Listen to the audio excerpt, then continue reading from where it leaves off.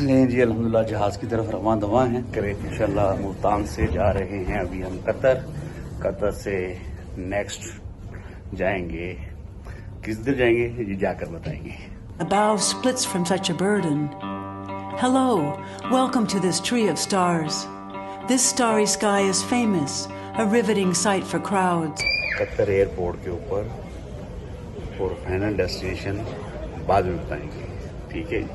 अभी मैं आपको एक प्यारा बोइंग त्यारा दिखाऊंगा जिसके अंदर नेक्स्ट 14 आवर्स हम रहने वाले हैं।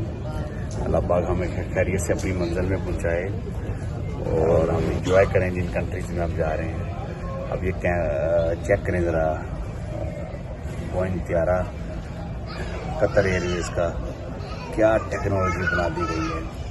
ट्रैवलिंग पहले भी रही है लेकिन इतने बोइंग प्यारे में नहीं हुई थी travelling. Qatar Airways, Emirates, Etihad Airways, क्योंकि वो पाकिस्तान की फ्लाइट होती है, छोटे त्यारे होते हैं। अभी भी पाकिस्तान से मुल्तान से जब इधर पहुंचे तो छोटा त्यारा था। अब देखें जरा ये त्यारा, ये देखें ये त्यारा, इसने अगले 14 घंटे हवा में रखना है हमें।